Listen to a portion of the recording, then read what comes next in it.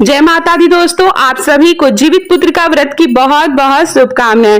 इस वीडियो में मैं आपसे जीवित पुत्र का व्रत की संपूर्ण कथा, जिसमें युधिष्ठिर की कथा, जीवित वाहन भगवान की कथा और चील सियारी की कथा शामिल है, तो वो कथा मैं आपसे कहने जा रही हूँ। तो हाथ में पुष्प और अक्षत ले लीजिए और कथा शुरू करते हैं। तो अति कथा। नर और नारायण को सरस्वती देवी और वेद व्यास जी को प्रणाम कर जय अर्थात शास्त्र पुराण कहें। जिस परमेश्वर की ब्रह्मा, वरुण, इंद्र, महादेव और सब देवता लोग सुंदर स्रोतों से स्तुति करते हैं, और जिस परमेश्वर का शिक्षा, सूत्र, व्याकरण, निरुक्त, ज्योतिष, छंद इसके सहित वेदों द्वारा पदक्रम, उपनिषदों द्वारा सामवेदी लोग गुणगान करते हैं, और योगी लोग ध्यान करके मन में जिस परमेश्वर को देखते हैं और जिसके अंत को देवता और असुरों ने भी नहीं जाना, उस परमेश्वर को मैं प्रणाम करती हूँ।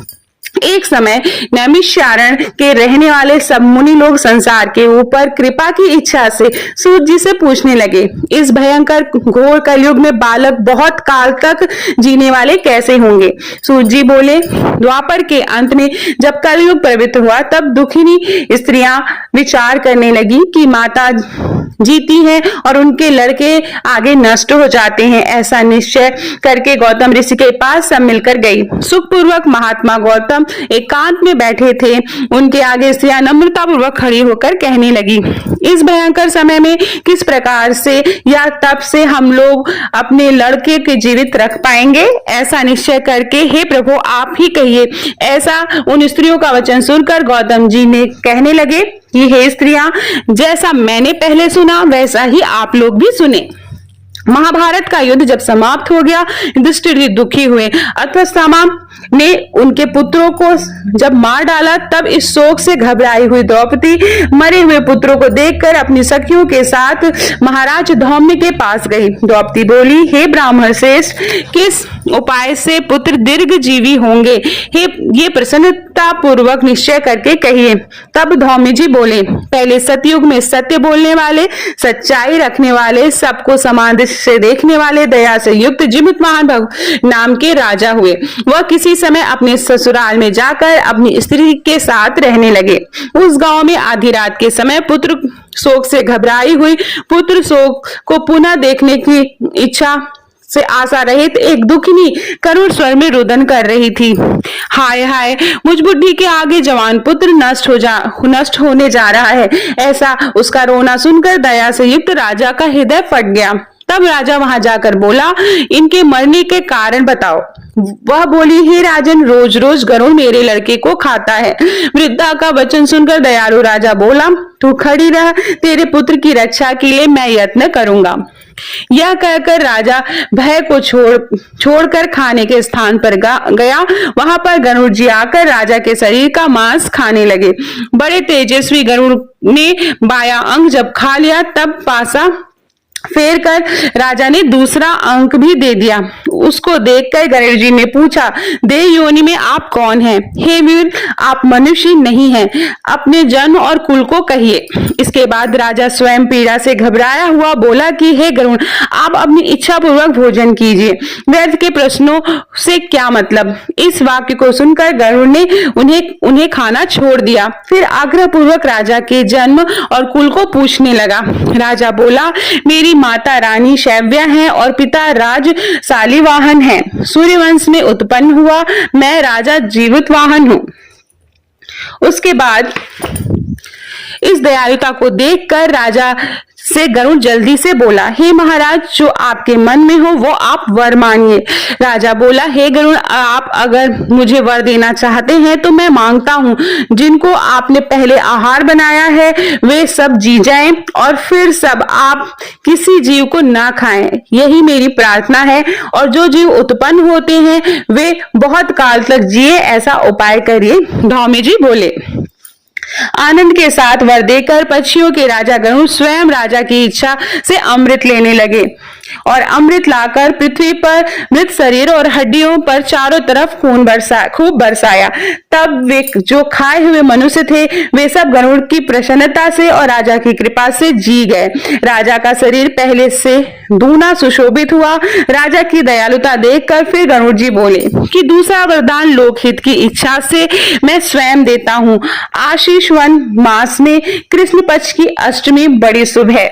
सप्तमी से रहित वह आज है और तुम प्रजा को जिलाने वाले हो, इस कारण से मैं आज का दिन ज्ञानमय होगा। श्री दुर्गा जी की मूर्ति का बहुत भेद है जो तीनों लोक में पूजनीय है। हे वस्त, आज अमृत के लाने से इस अष्टमी का नाम जीवित पुत्रिका हुआ और से देवी दुर्गा है। इस अष्टमी तिथि में जो स्त्रियां जीव पुत्रिका का पूजन करेंगी और कुशा से तुम्हारा रूप बनाकर श्रद्धा और भक्ति से पूजन करेंगी, उनके सौभाग्य की वृद्धि और वंश की वृद्धि निरंतर होती रहेगी। हे महाराज, इसमें कोई संशय नहीं है। तो इस दुर्गा जी के नाम पर जीवित पुत्रिका देवी माता की पूजा की जाती है। सप्तमी से रहित जो अष्टमी है उसमें उपवास करें। याद रखिए, सप्तमी से रहित अष्टमी में उपवास रखना है। जिसमें सूर्य नारायण उदय हो वह अष्टमी हो और पारण नवमी के दिन करें।